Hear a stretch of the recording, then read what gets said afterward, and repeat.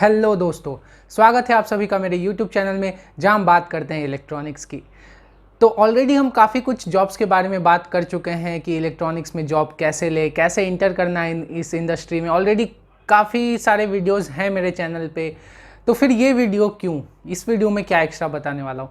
तो काफ़ी सारे वीडियोस हैं और वो कुछ ज़्यादा ही डिटेल में है। मुझे ऐसा लगता है कि मैंने बहुत सी डिटेल में बता दिया है उनको कि क्या करना है, बट क्योंकि रिपीटेटिव डाउट्स मुझे स्टिल आ रहे थे, कुछ फाइनेंस इश्यूज से रिलेटेड, कुछ जॉब सर्च से रिलेटेड एंड ऑल दो सॉर्ट ऑफ स्टफ। तो मैंने सोचा कि आई थिंक मुझे एक न्यू वीडियोस में इन सभी इश्यूज़ को टारगेट करना चाहिए वन बाय वन। तो इस वीडियो में मैं बेसिकली बात करूंगा सबसे पहले तो प्रिपरेशंस इश्यूज़ क्या है और वो आप कैसे करना है, आपको कौन कौन से सब्जेक्ट्स करने हैं बेसिकली, क्योंकि सारे जॉब्स अपॉर्चुनिटीज़ जितने भी मैंने बताए हैं उसमें अलग अलग सब्जेक्ट थोड़े ट्राई किए हैं, but all in all VLSI में बेसिकली VLSI अगर आपको जाना है तो कौन से आपको सब्जेक्ट्स पे फोकस करना है, तो इसके बारे में मैं बताऊंगा थोड़ा। दूसरा आता है फाइनेंशियल इश्यूज़, इसका क्या करना है वो हम थोड़ा सा देखेंगे। और तीसरा जो सबसे इम्पॉर्टेंट पार्ट है जॉब सर्च, तो जॉब सर्च भी हम देखेंगे कि किस तरह से आपको करनी है। ठीक है, तो स्टार्ट करते हैं getting jobs in electronics simplified.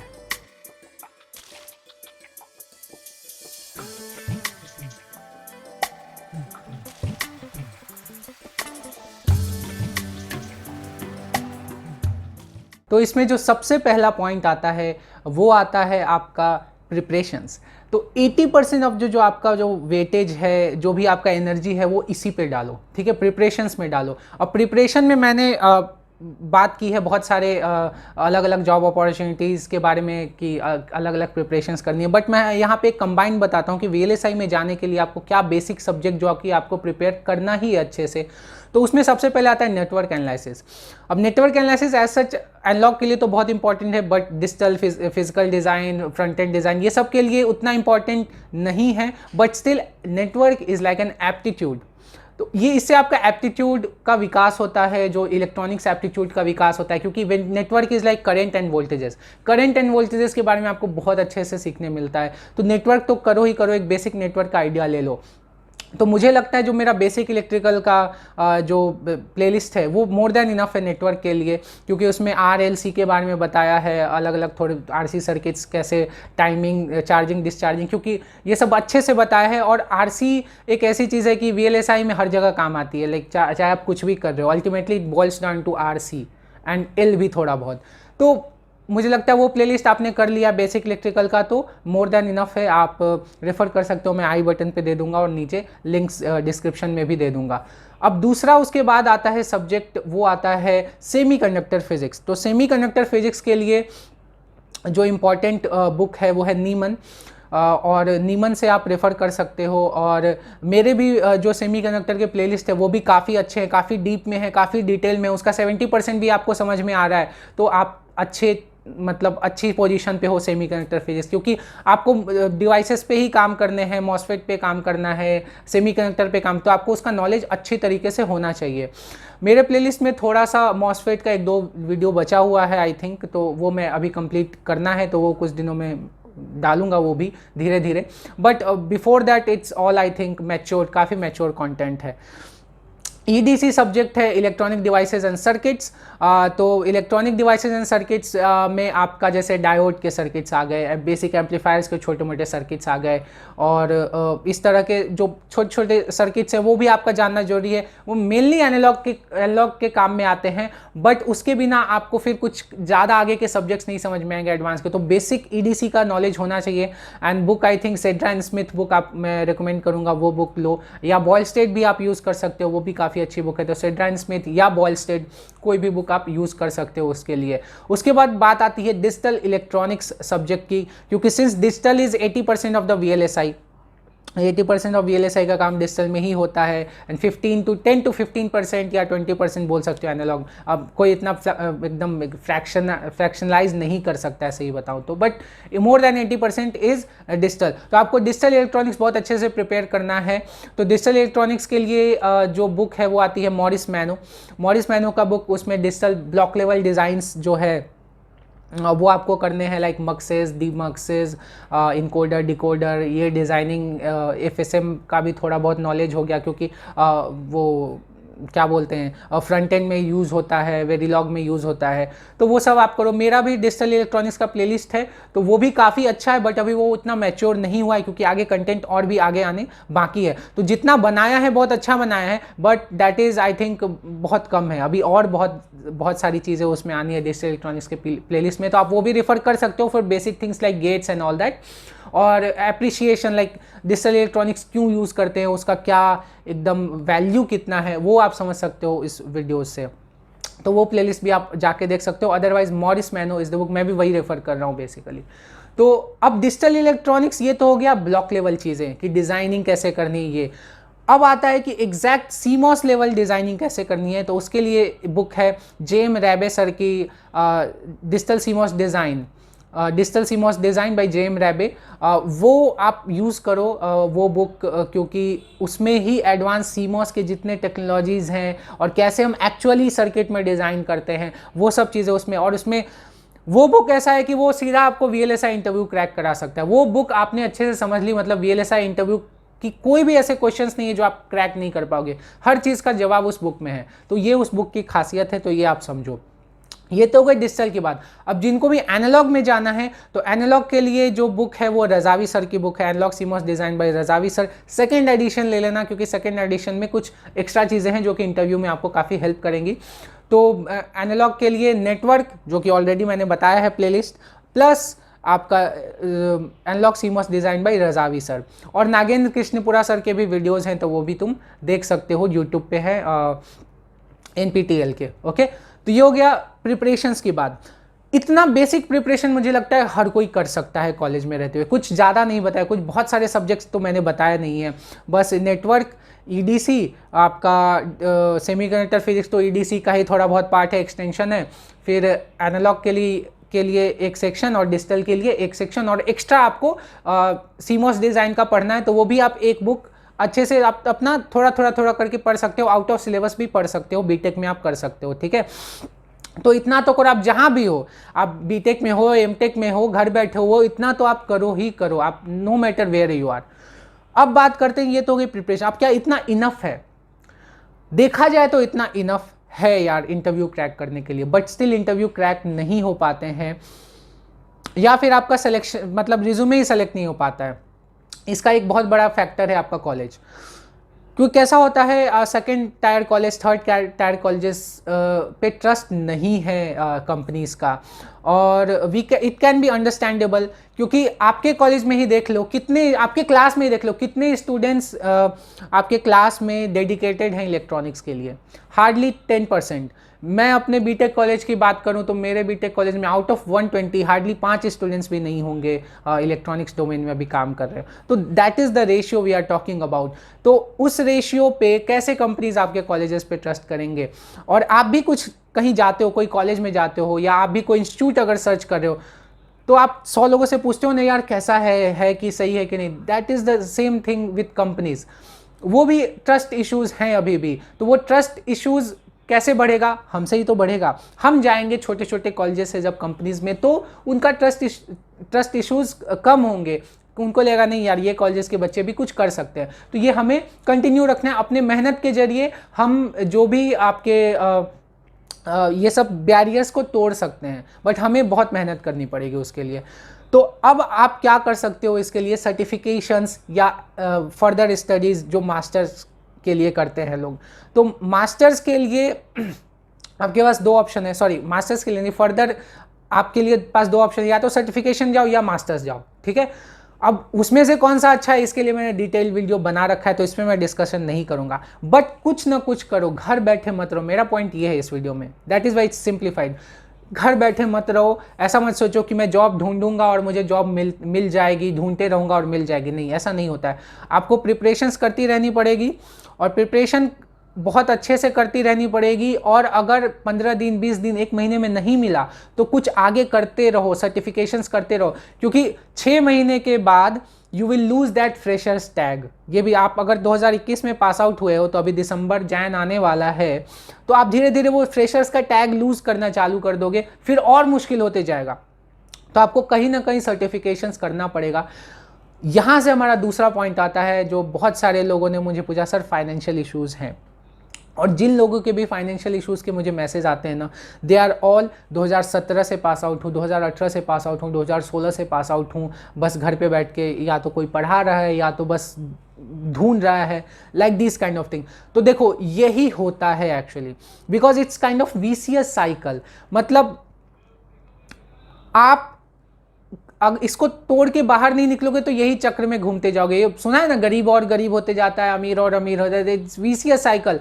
आप के पास फाइनेंशियल इश्यूज है, उसके कारण से आप कोर्स नहीं कर पा रहे हो, और कोर्स नहीं कर पा रहे हो तो आप वहाँ से बाहर नहीं निकल पा रहे हो। आप वही फाइनेंशियल इश्यूज के कारण आप और धीरे धीरे धीरे धीरे धीरे बैठे रह जाओगे घर पे।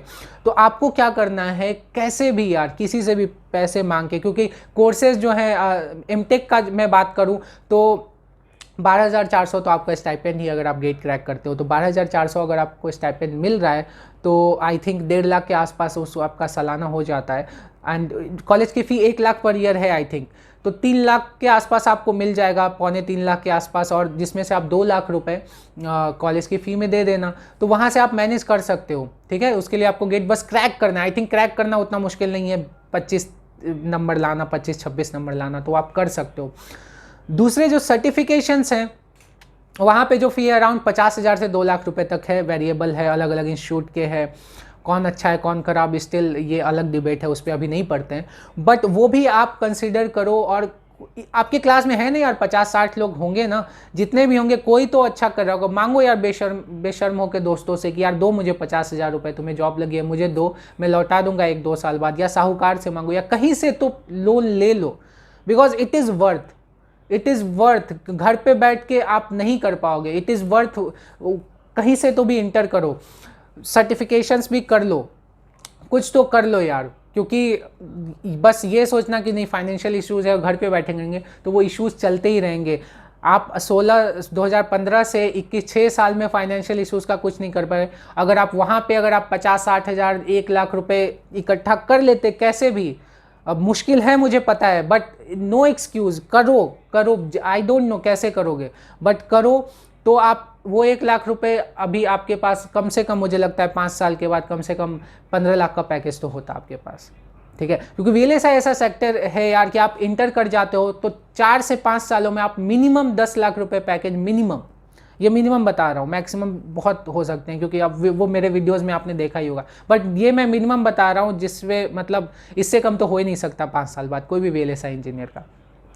तो उस लेवल की जब हम बात कर रहे हैं 10 लाख 12 लाख 15 लाख पैकेजेस की बात कर रहे हैं, उस पैकेज के लिए आप यहाँ पे 50,000 1 लाख 1.5 लाख की ज़्यादा वैल्यू नहीं है। आप उसको सोच के देखो, अभी आपके लिए बहुत बड़ी रकम है, 5 साल बाद आपके लिए वो रकम कोई मायने नहीं रखेगी। तो इसके लिए आप कहीं से भी तो जुगाड़ करो और वो सर्टिफिकेशंस करो या एमटेक करो और बस घुस जाओ। शुरू में आपको नहीं मिलेंगे जॉब्स, 2 लाख के भी जॉब्स हैं यार, फ्री में भी लोग काम करवाते हैं, कर लो, वो भी कर लो, वो भी इंपॉर्टेंट है। एक बार आप 2.5 से 3 साल एक्सपीरियंस आपका हो गया तो आपको वैल्यू बढ़ेगी, क्योंकि वीएलएसआई में क्या है, एक्सपीरियंस बहुत मैटर करता है। ये आईटी जैसा फील नहीं है कि कोई भी आया एप्टीट्यूड सीख के 14 साल का बच्चा सीईओ बन गया, होता है ना, 14 साल का बच्चा ऐप डेवलप कर लिया, 11 साल का बच्चा ऐप डेवलप करके एकदम पैसे कमा रहा है करोड़पति। तो वहाँ पे कॉम्पिटिटिव इन्वायरमेंट है, क्योंकि वहाँ बस आपको मैथ्स, एप्टीट्यूड और कोडिंग चाहिए। यहाँ पे सिर्फ एक कोर्स, ये 6 महीने के कोर्स करके आप बहुत बड़े विद्वान बन जाओगे ऐसा भी नहीं है। धीरे धीरे काम करते रहोगे तो आपको और लेयर्स समझ में आएंगे, बहुत कॉम्प्लेक्स है ये, तो इसलिए एक्सपीरियंस का वैल्यू है। और यहाँ पे जैसे जैसे एक्सपीरियंस हो गया आपकी वैल्यू बढ़ती जाएगी, पैसे भी बढ़ते जाएंगे। तो इसलिए इसमें इंटर करो, उसके बाद लाइफ धीरे धीरे सेट होती जाएगी। तो इसको ध्यान में रखो, ठीक है। तो ये फाइनेंशियल इश्यूज़ है तो आपको सॉल्व करना है और ये वर्थ है। आप कर्जा लेके 10% 12% इंटरेस्ट जितने पे भी ले लो, 2 साल का समय मांगो, 2 साल में आप कुछ ना कुछ कर्जा उतार ही दोगे, एंड देन फिर 4-5 साल बाद your life will be different. ठीक है, मार्क माई वर्ड्स, क्योंकि मैंने लोगों को देखा है। ओके, अब बात करते हैं जॉब सर्च की। जॉब सर्च कैसे करना है? तो जॉब सर्च के लिए सबसे इंपॉर्टेंट पॉइंट है आपके पास पहले 2 पॉइंट्स। आपका प्रिपरेशन स्ट्रांग होना चाहिए और आपके पास प्रॉपर सर्टिफिकेशंस या डिग्री होने चाहिए। कुछ तो होना चाहिए, लाइक या तो आप मास्टर्स हो या तो आप अच्छे कॉलेज से बीटेक हो तो कोई ज़रूरत नहीं है, या मास्टर्स हो या फिर आप सर्टिफिकेशन का कुछ तो होना चाहिए, एंड प्रिपरेशंस। ये तीनों चीज़ मिल जाती है ना, तब ऑटोमेटिकली जॉब सर्च फिर एक बहुत आसान चीज़ हो जाती है, बहुत आसान चीज़ हो जाती है, क्योंकि जॉब सर्च आपको कम करना पड़ता है। आप जहाँ भी रिज्यूमे डालोगे वहाँ रिज्यूमे सेलेक्ट हो जाएगा। तो जॉब सर्च के लिए सबसे पहले तो आप मेरे टेलीग्राम चैनल पे आओ, इलेक्ट्रॉनिक्स बाय वर्तुल। वहाँ पे मैं कोई भी पोस्ट जो मुझे दिखता है वो मैं डायरेक्टली डाल, ऐसे बहुत सारे टेलीग्राम चैनल्स हैं, आप कोई भी ज्वाइन कर सकते हो, नॉट ओनली माइन। बहुत सारे टेलीग्राम चैनल्स हैं, लिंक्डइन पे देखते रहो, वो भी ज्वाइन कर सकते हो। जॉब के बारे में कहीं से भी कानों में खबर आए भाई, सीधे डाल दो रिज्यूमे, ठीक है।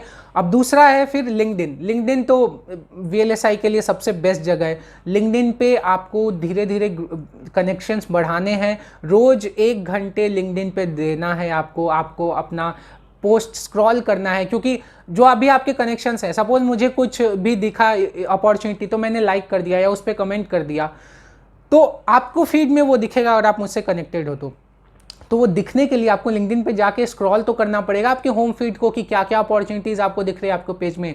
फिर धीरे धीरे आपको कनेक्शंस बढ़ाने पड़ेंगे। जैसे जैसे आप कनेक्शंस बढ़ाएंगे वैसे वैसे वो होम फीड पे आपको प्रॉपर इन्फॉर्मेशन मिलना चालू हो जाएगा।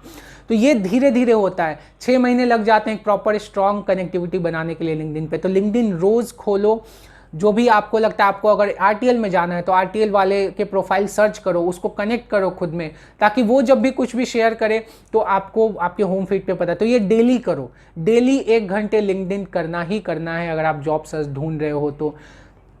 अप्लाई करने में ज़्यादा हड़बड़ी मत रखो, प्रिपरेशन के बाद अप्लाई करो, बट कनेक्शंस तो फर्स्ट डे से बनाना चालू करो, क्योंकि उसके लिए टाइम लगता है। उसके लिए प्रिपरेशन जैसे 6 महीने टाइम लगता है, वैसे ही कनेक्टिविटी बढ़ाने में भी 6 महीने मिनिमम टाइम लगता है। तो वो आप जब कनेक्टिविटी बढ़ जाएगी, प्रिपरेशन हो जाएगा, तब वो काम आएगा, ठीक है।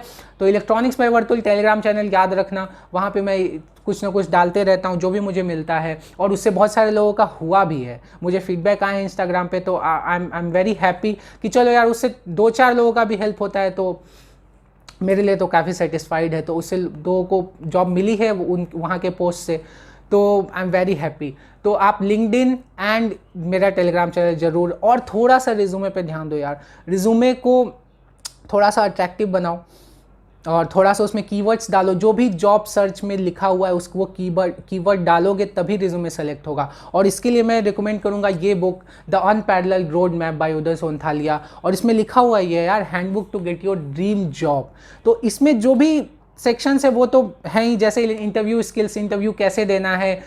टेक्निकली ये बुक नहीं है, टेक्निकली कुछ नहीं बताएगा, बट इंटरव्यू में स्टिल आपको स्किल्स चाहिए यार। और अभी तो आपका ये है लॉकडाउन लगा हुआ है, तो वर्क फ्रॉम होम चालू है, तो इंटरव्यूज़ भी फ़ोन पे ही हो रहे हैं। तो टेलीफोनिक इंटरव्यू के लिए थोड़े अलग टाइप के स्किल्स चाहिए, तो वो भी उसमें लिखा हुआ है। टेलीफोनिक के लिए क्या आप कर सकते हो, रिज्यूमे मेकिंग, रिज्यूमे कैसे बनाना है, उसमें क्या क्या पॉइंट्स होने चाहिए, ये सब चीज़ के लिए ये बुक बहुत इंपॉर्टेंट है। और यार मेरा कोड यूज़ करो, कोड दिया हुआ है उसमें 50 रुपीज़ का एक्सक्लूसिव डिस्काउंट है just for our community Vartul Sharma channel के सब्सक्राइबर के लिए। तो प्लीज़ ये बुक भी रिकमेंड करता हूँ। रिज्यूमे बहुत इंपॉर्टेंट है, बिकॉज रिज्यूमे सेलेक्ट नहीं हुआ तो कुछ भी नहीं, फिर आगे तो आप प्रिपरेशन धरा का धरा रह जाएगा, सब धरा का धरा रह जाएगा। तो आई थिंक ये 3 मेजर पॉइंट्स है जिसे मुझे डिस्कस करना था। होप सो जिनको भी मन में डाउट होगा क्या करना है, क्या उनको सॉल्व हुआ होगा। स्टिल कुछ भी एक्स्ट्रा आपको लगे तो प्लीज़ नीचे कमेंट सेक्शन पे कमेंट करो, मैं रिप्लाई दूंगा। और कुछ भी आपको लगे तो मुझे पूछो, इंस्टाग्राम पे DM भी कर सकते हो, मेरा इंस्टाग्राम हैंडल यहाँ पे है। और टेलीग्राम पे ज्वाइन करो, इलेक्ट्रॉनिक्स बाय वर्तुल। और जिन्होंने भी अभी तक सब्सक्राइब नहीं किया है वो चैनल सब्सक्राइब कर लो, और ऐसे ही बने रहो, वीडियो को लाइक करो। और यस 10,000 धीरे धीरे आ रहा है, तो जल्दी से यार 10,000 करवा दो यार, दोस्तों से शेयर करो मेरे चैनल को, जल्दी से 10,000 करवाओ। और मिलते रहेंगे, तब तक के लिए बने रहो, और ऑल द बेस्ट, सक्सेसफुल हो जल्दी से, ठीक है। ताकि थोड़ा पार्टी करेंगे फिर उसके बाद। तब तक के लिए बने रहो मेरे चैनल से। Have a nice day, take care.